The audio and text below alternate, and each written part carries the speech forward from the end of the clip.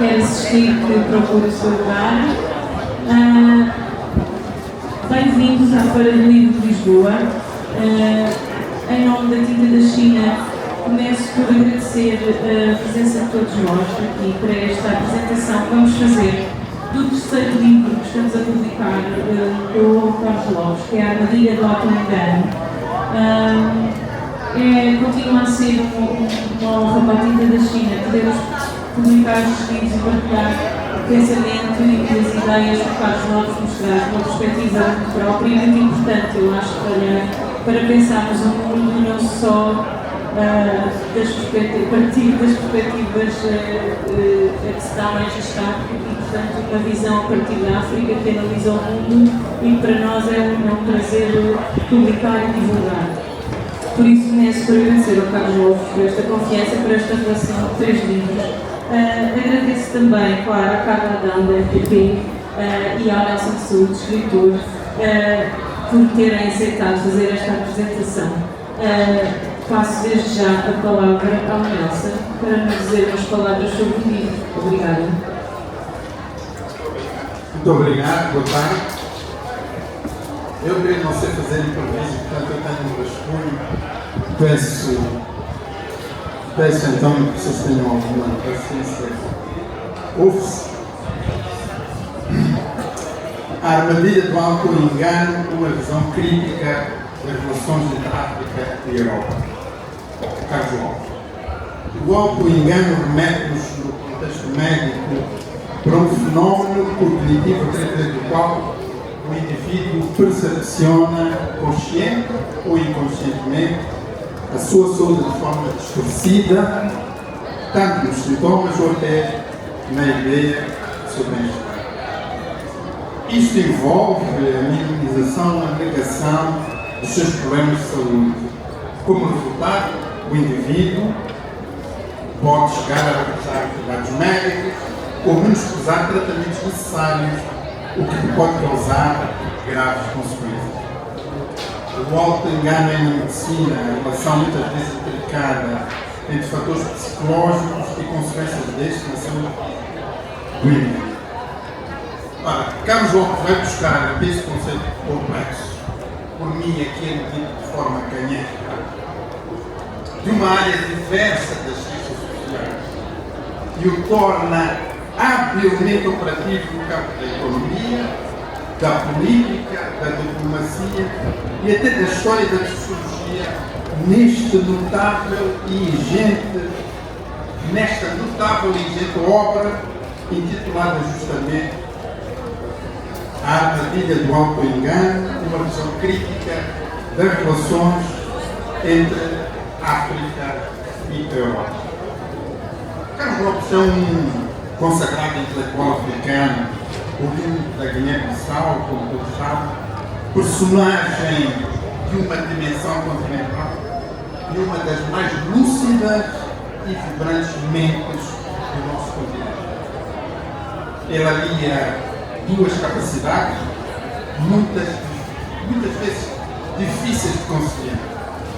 Uma extraordinária visão e uma extraordinário pensamento munido de um arcabouço intelectual e académico fortíssimo, a uma capacidade de realização e ação prática.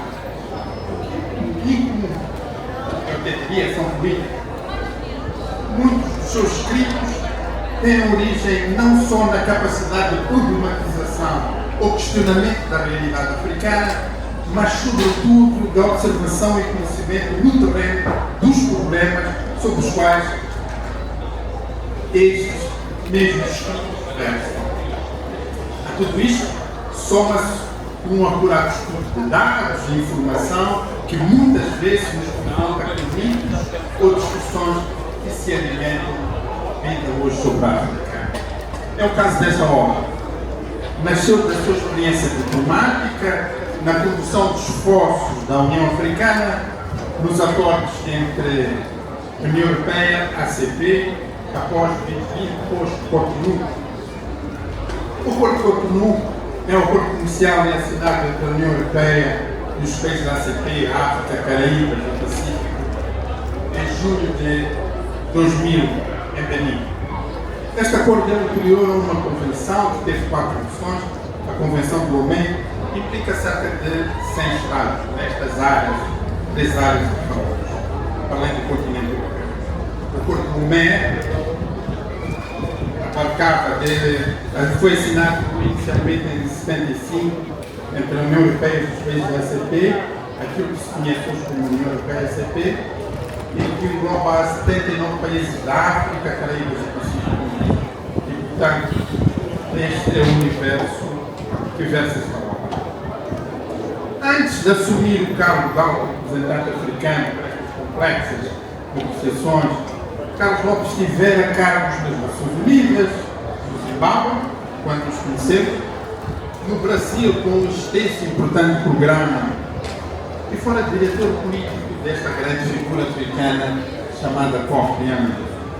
E mais tarde, na esfera da União Africana, serviria como secretário executivo da Comissão Económica das Nações Unidas.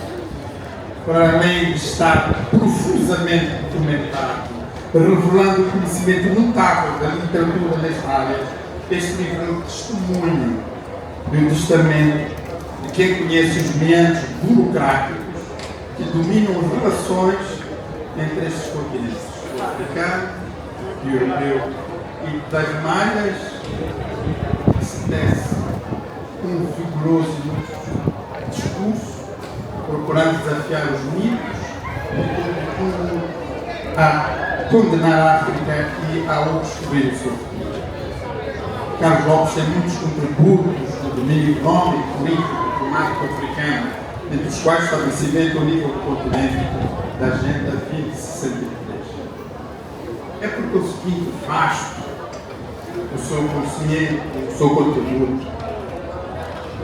Ele também é reconhecido e aplaudido, considerado o mais importante economista africano entre os 5. É por conseguinte um intelectual africano de grande gabarito. Atua ainda em universidades europeias e pelas 7 partidas.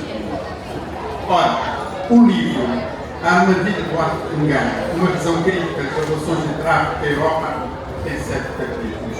O autor considera que estes se informam em 3 partes.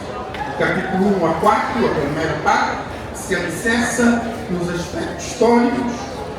A segunda parte, entre os capítulos 5 e 8, sobre a atualidade do labirinto de negociações entre estes 2 continentes, e uma terceira parte, no capítulo 9, que é a conclusão ou as considerações finais. Entre o rigor académico e uma capacidade poderosa de comunicar as suas ideias, o autor, a semelhança de que faz nos seus trabalhos anteriores, conta pequenas histórias ou episódios que, neste caso, ilustram subtilmente o auto-engano. Para além de uma introdução e de uma conclusão de anexo ou abreviatura de listas, figuras e tabelas, este livro termina com importantes listas de referências bibliográficas em cada capítulo, que iniciam um arcabouço do autor no seu vasto conhecimento teórico e académico. O primeiro capítulo é a introdução. Uma aula magistral sobre o comportamento passivo-agressivo e como lidar com ele, justifica em parte o título, e o que é uma profunda análise histórica do auto-engano que está no embasamento da relação entre a África e a Europa, dos equívocos fundados ao longo dos séculos e que ainda hoje persistem. A ideia distorcida da África, dos conceitos errados sobre o continente e a tentativa, por assim dizer, de restabelecer o protagonismo africano, a relação entre a cultura, a liberdade e o domínio colonial. E o que está subsumido a isto tudo, a linguagem do desenvolvimento e a sua praxis. O fim do colonialismo não determinou o fim da importância da África como manancial de matérias-primas para a Europa, antes pelo contrário. Mudaram-se as formulações, mas a relação permaneceu perversamente a mesma e os discursos, as narrativas e os mitos Se no primeiro capítulo se busca a compreensão dos discursos e práticas que escolam a ideia do assistencialismo e o caráter caritativo na relação entre a Europa e o continente africano, dir-se-ia que o capítulo seguinte, Os Impérios da Mente, busca-se a análise desta visão e se fala da intervenção ou das intervenções perniciosas no continente. Aliás, foi desta visão que se deu corpo aos programas de assistência que são um anátema para o desenvolvimento africano. Ao falhanço desses programas, soma-se um outro protagonizado pelas instituições de Bretton Woods e a sua doutrina do ajustamento estrutural. No terceiro capítulo, a decepcionante discussão sobre a eficácia da ajuda, Carlos Lopes fala-nos da importância de enfrentar as responsabilidades históricas que decorrem das análises que estão nos capítulos precedentes, assim como da necessidade de assegurar a justiça e a equidade nesta complexa apreciação que se tem sobre a área. Para o quarto capítulo, a vantagem comparativa em um antiquado, chama a atenção para estes títulos e subtítulos que o autor utiliza, que são muito longe daquilo que é habitual nas ciências sociais. O autor vai buscar a teoria económica das vantagens comparativas que justificam a hegemonia dos detentores dos impérios coloniais e a necessidade destes manterem as dinâmicas do poder desigual. É outra desconstrução do equívoco que permanece até hoje nesta relação, ou seja, o fundamento que justifica a saída de bens essenciais da África contra a importação de bens manufaturados de valor superior. O autor denuncia as premissas enganosas sobre as economias africanas e sobre as suas complexidades. E aqui é um desafio. A importância do protecionismo inteligente, através de políticas que façam crescer essas economias, como ocorreu no Sudeste africano. É claro que isto é uma leitura muito corrida, uma obra muito mais complexa e muito mais informal. Por além disso, o autor recupera uma visão combatida pelos ditames do Bretton Woods, conferindo ao Estado um papel crucial no desenvolvimento do estabelecimento de políticas estratégicas e estruturais. A implementação dos programas de ajustamento estrutural nos países africanos e mais tarde na América Latina demonstrou, segundo o autor, uma flagrante desconexão entre as alegadas intenções das instituições de Bretton Woods e as duras realidades enfrentadas por estes países. A África, diz o autor, e eu cito, suportou o fardo da abordagem mal conseguida pelos programas de ajustamento estrutural, com a estagnação do crescimento do PIB, a queda dos investimentos e a diminuição significativa da cota das exportações. Carlos Lopes faz uma crítica assertiva a estes programas e aos seus resultados no capítulo 5, intitulado Décadas Perdidas ou Vencidas. No capítulo subsequente, os bons samaritanos perdem-se pelo caminho, ainda chama a atenção para os títulos e esta subtileza que o autor usa. Carlos Lopes denuncia a lógica colonial subjacente à estruturação do comércio África-União Europeia na era pós-colonial. Esta reflete, no entender do autor, cito, uma abordagem paternalista que, sendo camuflada por numerosos programas e várias decisões políticas que prometiam trazer o crescimento sustentável e a transformação da economia africana acrescentou. A África diverge do paradigma assistencialista estabelecido nas relações com a União Europeia. Muitos países africanos, com o apoio da União Africana, demonstram, no entender de Carlos Lopes, preparação para serem atores assertivos no domínio da economia, da política e até da diplomacia, numa nova relação entre o continente africano e o continente europeu. O binómio doador-receptor e a ótica recompensa e castigo estão na origem já de algum cansaço africano em relação a estes abordagens.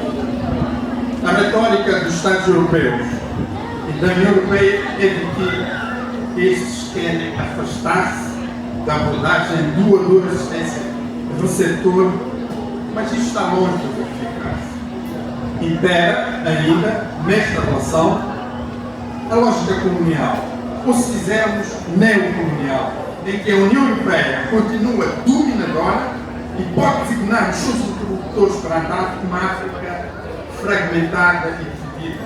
Veja-se, por exemplo, como trata a África do Norte em relação, por exemplo, aos países que estão a um nível de convenção econômica.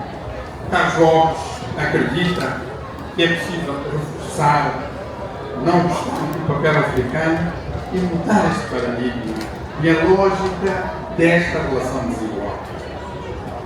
No capítulo seguinte, as migrações no centro das atenções, um tema que domina hoje a agenda mundial, Carlos Lopes faz importantes contribuições que também ajudam a desmistificar uma narrativa não só sobre a mobilidade humana, mas também sobre as dinâmicas migratórias e denuncia o caráter neomalthusiano nesta abordagem. Além da mobilidade proporcionar vantagens às nações, o que contraria as políticas restritivas concebidas contra migrantes, tanto na Europa como nos Estados Unidos, este capítulo põe em nu as contradições e as narrativas que ajudam a edificar novas agendas no mundo ocidental hoje. O autor debruça-se ainda sobre a centralidade do comércio na atual e futura relação Europa-África, no capítulo 8, intitulado A Fantasia do Livre Comércio. Neste momento, após Cotonou, as relações entre a Europa e os países ACP mantêm uma dinâmica flagrantemente desigual. O comércio preferencial que se ostenta como uma concessão à África é, no entender do autor, um subtil jogo de poder. E aí sim, a África tem que alcançar termos educativos nessa relação. Este é um imperativo estratégico. O padrão presente não serve aos interesses africanos. Perpetua uma relação dominador-dominado que vem do contexto colonial. O autor denuncia, por assim dizer, o tratamento diferencial reservado aos países do norte da África e os acordos de parceria económica que dividem a África de uma forma geral. No capítulo 9, a conclusão, já vou no fim deste longo arrazoado, peço desculpa, uma nova era do protagonismo africano, assim se chama este capítulo 9, que estabelece onde se estabelecem relações ou ligações entre as tendências do neocolonialismo que estão subsumidas nos capítulos precedentes do livro e a longa história destas assimetrias que dominam esta relação desigual. O autor propõe, consequentemente, uma nova parceria, um novo entendimento, um novo paradigma nesta relação África-União Europeia. Mais do que isso, vê o futuro com otimismo e acredita que é possível uma perspectiva de verdadeira colaboração e que seja transformadora, uma transformação estrutural democrática. Cito o autor. O que justifica a minha apropriação do termo o engano é a interação entre o discurso, crenças profundamente arraigadas e interesses que provêm de um desejo de preservação por parte dos protagonistas-chave das relações entre a África e a Europa, os quais temos observado ao longo dos anos. A União Europeia, a União Africana, diz mais tarde Carlos Lopes, encontra-se numa encruzilhada. Há neste momento possibilidade de se definirem as relações comerciais com a Europa. Volto a citar o autor. A União Africana pode assegurar que o comércio se torne catalisador para o crescimento mútuo e a prosperidade para si mesmo e para a União Europeia. Esta é uma obra notável sobre a relação Europa e África, sobre os equívocos e a relação desigual que se tem perpetuado nos tempos anteriores ao colonialismo, através de diversos acordos que concretizam a relação União Europeia-ACP, importantes também para garantir fluxos de matérias-primas para o território europeu, que estão na origem do reiterado atraso africano, mesmo quando a retórica ostenta uma relação preferencial. Este é um livro fascinante, com fundamentos económicos, históricos, políticos, geográficos, sociológicos. É uma verdadeira interação robusta sobre esta relação imperfeita, onde se discutem problemas ligados à governação, políticas ou fenómenos como migração. Mas esta obra também é um duro nível, sem ser inamistoso, crítico, sem ser ofensivo. Nele o autor é vigoroso e assertivo. Traz também uma confissão de fé. O autor é um obstinado autor do futuro da África. Acredita na sua juventude e nas suas possibilidades de futuro, bem como numa relação genuína intra-africana e desta com a Europa. Carlos Lopes não escreve neste livro apenas sobre a relação Europa e África. Esta obra é um testemunho de um percurso e do seu saber acumulado. Aqui vemos confirmado o tirocínio de jovem que escreveu para uma sociologia da Guiné-Bissau, dos tempos do INEP, das lições do mestre Mário Pinto Andrade, das heranças da Amílcar Cabral e do panafricanismo Campos. Aqui está o diplomata que serviu nas Nações Unidas, que teve uma experiência importante no Zimbábue, que implementou um grandioso e vigoroso programa no Brasil, que conhece os meandros da Organização das Nações Unidas de Nova Iorque, que é companheiro e não foi de Kofi Annan. Aqui está, neste testemunho, também o economista que serve em Addis Abeba, interage com os líderes africanos e se move com inteligência do panache, nos labirintos da burocracia africana, europeia e mundial. Estamos perante um apelo à ação, escreve Ricardo Lopes. É preciso abandonar os compromissos realistas e abraçar objetivos pragmáticos. O cenário mundial convida-nos a entrar num novo capítulo, marcado pela cooperação, pelo respeito mútuo e pelo progresso partilhado. Neste contexto dinâmico, o futuro está ao virar da esquina e apresenta-nos a possibilidade de uma nova e justa parceria entre África e Europa. Obrigado, Juan Carlos, por mais esta obra notável e por esta magistral lição. Obrigado, Pedro.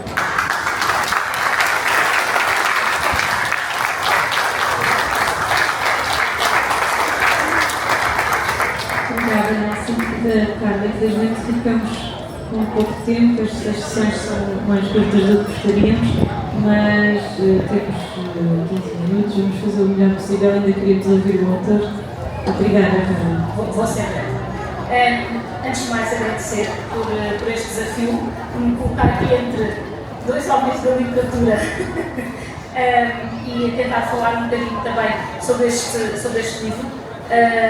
O Nelson já o fez muito bem, já fez aqui um resumo de tudo o que trata o livro e eu queria sobretudo dizer que da apresentação que o Nelson nos fez e da pessoa que sabemos que é o Carlos Lopes e o seu percurso profissional, olha, quando lemos este livro, poderia estar aqui um livro saber, e não, é um livro acessível, de fácil leitura, muito elucidativo, que nos faz mergulhar de facto nestes meandros e com exemplos práticos, com dados, como o Nelson disse, muito sedimentado na pesquisa e nos vários autores que já analisaram várias destas matérias, mas depois também com a sua análise crítica sobre cada um dos aspectos que nos traz aqui. Eu tenho apenas algumas notas que vou seguir e duas ou três certos de livro que vos queria trazer. Começava por dizer que, como o Nelson também já referiu, o Carlos Lopes nasceu em Canchum, na Guiné-Bissau, no chamado Ano da África, um ano crucial para a descolonização. Em 1960, Gabão, República Democrática do Congo, Chad, Togo, Costa do Marfim, Burkina Faso, Níger, no todo 17 países alcançavam a independência, enquanto noutros, como nas ex-colónias portuguesas, os movimentos nacionalistas ganhavam força e partiam para a luta armada para pôr fim à ocupação colonial. São momentos que desafiam as relações estabelecidas entre os continentes. Com a independência é preciso redefinir as relações entre os Estados africanos e as ex-colónias. Os novos Estados procuram uma autonomia e desenvolvimento, a Europa, parcerias e manter a sua influência. Este é o ponto de partida e parte do livro está assente neste retrato histórico destes momentos que trouxeram os nossos países ao estado em questão, do que foi este período colonial, do que foi a descolonização e a influência que isto teve na tomada de decisão e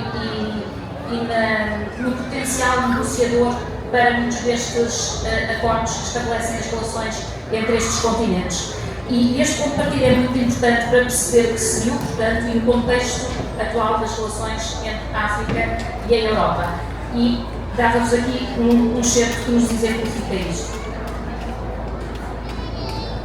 O desenvolvimento do estável, a par da desordem, são considerados a norma em África. Comentadores influentes culpam as lideranças africanas de má gestão das economias, sem reconhecer que o colonialismo e os mecanismos contemporâneos que dele deriva têm o seu papel neste drama.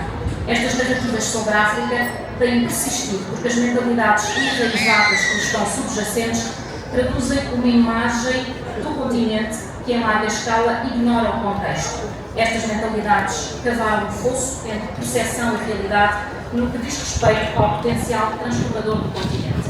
Esta questão da percepção, para mim, é uma questão que atravessa um pouco todo o livro. Ido a vários aspectos, mas por trás está sempre aquilo que é a percepção. Qual é a percepção que há de África?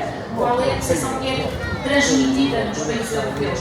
E aqui, no meu papel de jornalista, também me senti bastante incomodada e alertada para esta questão. Carlos Lopes explica-nos a base da desigualdade em que foram sedimentados alguns acordos, a forma como as relações foram controladas pelo detentor de poder, que eram as ex-potências coloniais, como controlavam a narrativa e como sedimentaram percepções.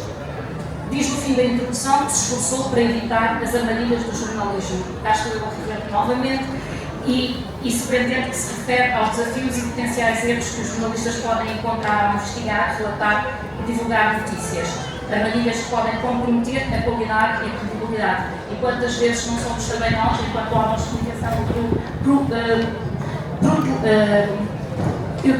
continuamos a propagar esta imagem. Nos dias de hoje assistimos, como diz Luís Faixa Martins no seu podcast, à queda do facto e à ascensão das percepções. Percepções essas que influenciaram os modelos de relações pós-coloniais, assentes numa lógica de assistencialismo, muito bem enumeradas e exemplificadas, e nos programas de ajustamento estruturais que seguiram, que pretendiam reduzir os encargos com a dívida externa, mas tiveram um efeito adverso e perpetuaram um ciclo de dependência. Lia-vos só aqui mais uma frasezinha.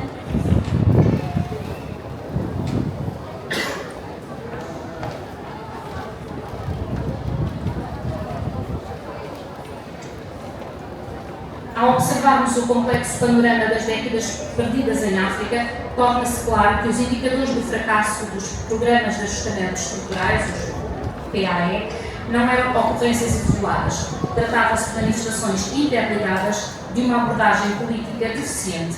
Esse processo de colocação de África num colete de forças, caracterizado por opções políticas restritivas e entraves ao desenvolvimento, pode ser entendido pela análise das intrincadas dinâmicas que se desenvolveram. Os programas de ajustamento estrutural emergiram como canais através dos quais a influência externa podia constranger as economias africanas. Os países europeus, em particular aqueles com um passado colonial em África, desempenharam um papel substancial na concepção destes programas. E, portanto, volto às percepções para falar no capítulo 7 deste livro, que se debruça sobre as migrações. Um tema que está tão atual nos dias de hoje, vemos tão propalado nas notícias nos vários cantos do mundo e onde, mais uma vez, as percepções são enganadoras, como Carlos Lopes nos demonstra também nos relatos que faz neste livro, as bases dos dados, os relatórios que analisa e que servem precisamente para exemplificar esse auto-engano em que vivemos. Diz o autor que em 2007 mais de metade da população migrante mundial vinha de apenas 21 países. Designadamente, as 10 nações que contribuem com a mais elevada proporção de migrantes eram a Índia, 6,4%, o México, 5%, a Rússia, 4,1%, a China, 3,9%, o Bangladesh, 2,9%, a Síria, 2,7%, o Paquistão, 2,3%, a Ucrânia, 2,3%, as Filipinas, o Reino Unido. Portanto, nenhuma destas nações é africana. Contrariamente à narrativa segundo a qual a África é um continente a viver do êxodo massivo, os números demonstram uma realidade diferente. O peso de África na população migrante mundial é significativamente mais reduzido do que o de outras regiões do mundo. Portanto, mais uma das noções em que as nossas percepções estão erradas e em que este título do auto-engano faz tanto sentido. E portanto, há imensas referências neste livro a estas questões e que nos trazem luz sobre estas relações. Mas a mim, enquanto jornalista, ele suscita-me também uma série de questões pós isto, não é? Portanto, ficamos muito esclarecidos a ler o livro, eu fiquei bastante informada e bastante esclarecida. E depois o meu espírito de jornalista começa a ir à frente, não é? E se calhar isto pode ser já um desafio também para o Carlos, para refletir sobre outras coisas que nós precisamos de saber. Nomeadamente, por exemplo, fala-nos aqui muito da relação entre a Europa e a África, deixa subentender que no continente também, apesar de ser necessário que haja um discurso uníssono, a África fala uma só voz, mas denota muito diplomaticamente que isso nem sempre acontece. Portanto, a África não está ao mesmo ritmo, nem todos os países africanos querem a mesma coisa e, portanto, eu fiquei com esta curiosidade do que o autor pensa sobre estas dinâmicas também internas no continente, sobre o que é que os países entre eles querem também desta parceria, qual é a posição unilateral, digamos assim, de muitos destes países. Também dá um exemplo, por exemplo, das medidas protecionistas britânicas no século XVIII em relação aos têxteis, e eu pergunto-me se, à semelhança destas medidas, se o aumento de tarifas sobre bens do continente pode ser uma forma para a África potenciar os seus recursos ou se não tem, de facto, capacidade negocial para impor este tipo de taxas. Depois fala, por exemplo, nos Objetivos de Desenvolvimento do Milénio, na forma como estão assentes em padrões uniformes, sem ter em conta contextos e estratégias de desenvolvimento. E, portanto, aqui mais uma vez a questão, sendo que isto já apresenta no livro este tipo de parceria já mais voltada para o que é necessário em África e não tanto com a lógica assistencialista nem dos programas estruturais, o que é que seria ainda preciso então para que este tipo de parcerias, estas propostas para a África fossem mais focadas nos contextos do continente e nas estratégias eficazes para o desenvolvimento. Portanto, sem alongar muito mais, fica aqui só mais duas ideias. ideias, uma relacionada com o panafricanismo e com o que estamos a assistir desde 2021, com alguns países, sobretudo ex-colónias francesas, com golpes de Estado, que me parece a mim, com ideias assentes num novo ou num renascer do panafricanismo, portanto, num corte das relações que ainda se mantêm com estas potências coloniais. Portanto, se estamos perante novos tempos, se estas novas ideias, e se há uma tomada de consciência destas ideias panafricanistas, e de que forma é que isto pode ser usado também nesta relação com a Europa. Uma questão relacionada com o Franco CFA, que por cima também é moeda adotada na Guiné, tem suscitado um amplo debate de muitos setores há alguns anos. Que propostas, se se consegue avançar internamente para esta mudança, para este corte monetário ou não?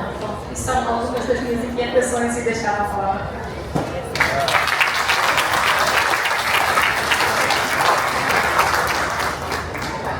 Obrigada, Carla. Dás uma entrevista inteira, não é? Infelizmente não temos tempo, mas vamos então passar a palavra à nossa autora, para João. Obrigado. Eu acho que tenho 5 minutos, mais ou menos.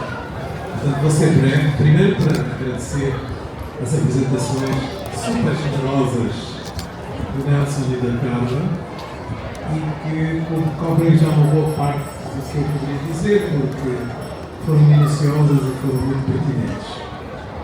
Eu queria apenas partilhar com vocês que este livro é o resultado de uma frustração. É por não ter conseguido fazer o que era a minha função de alto representante da União Africana para as parcerias com a Europa, que eu me senti na obrigação de explicar o porquê de não ter conseguido. Essa é a razão por trás do livro. E cheguei à conclusão de que as histórias económicas, a diplomacia, o que eu vivi como experiência, não poderia ser caracterizado como teorias muito elaboradas da área da economia, da área das ciências políticas.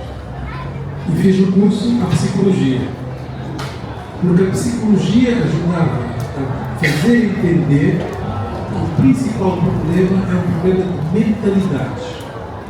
Mas, com a maior benevolência, eu cheguei à conclusão de que há uma série de boas vontades que fazem males terríveis, provocam desastres, mas é com a maior das boas vontades. E só pode ser um pouco doença. Por isso, é cognitivo. Por isso, é auto-engano. E porquê que é o auto-engano? Porque é um auto-engano dos dois lados.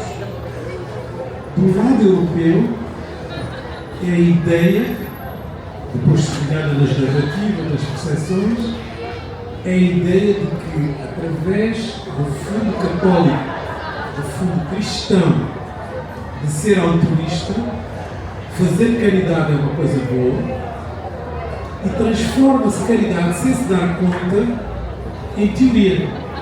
Teoria, por exemplo, de vantagens comparativas, que foram aplicadas na Ásia de uma forma completamente diferente do que foram aplicadas na África, teorias neomalthusianas, enfim, há uma série de teorias e conceitos que precisam de ser esmiuçados para mostrar que caímos numa espécie de armadilha. Daí, a armadilha do auto-engano. E do lado africano, a ideia de que nós vamos sair dos nossos problemas com a ajuda ao desenvolvimento. E aumentando a ajuda é a principal reivindicação. Também é um auto-engano. Porque não há exemplo histórico de países que se tenham desenvolvido de forma transformativa através da ajuda ao desenvolvimento. Quer isto dizer que nós não devemos ser altruístas e não devemos partilhar e ter ajuda ao desenvolvimento? Não. Não é isso. Não é preciso deitar tudo fora. Mas é preciso demonstrar que essas duas características são centrais. E é a centralidade que queria fazer. Porque se elas não fossem centrais, nós tínhamos uma ambição de transformação estrutural das economias. Eu dou vários exemplos como é que isso pode ser feito, mas vou aqui apresentar só uma demonstração. Muito simples. Durante o período colonial, os territórios ocupados ou colonizados exportavam matérias-primas.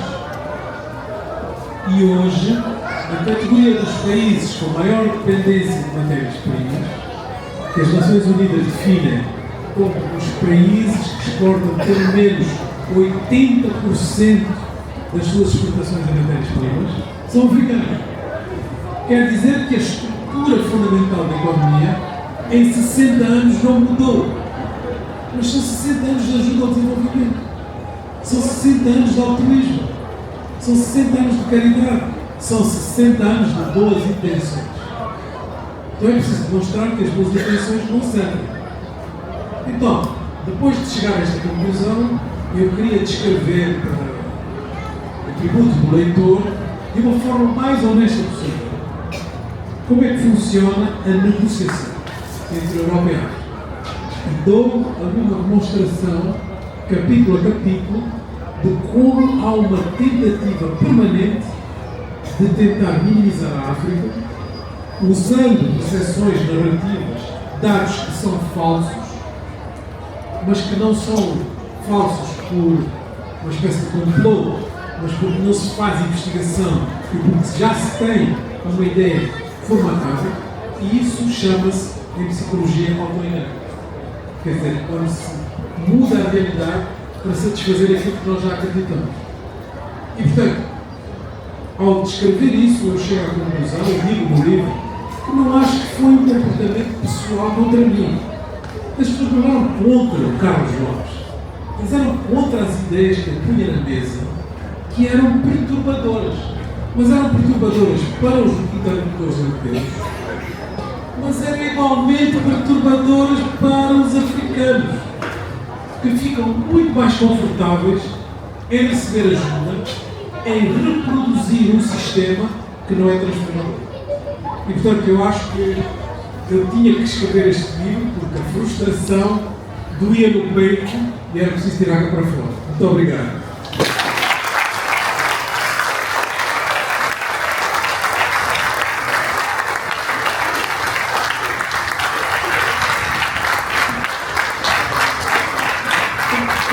Só agradecendo mais uma vez a todos e lembrando que o Carlos Lopes vai dar agora autógrafos no pavilhão da Tinta da China, que é só subirem aqui por este lado da feira até encontrarem.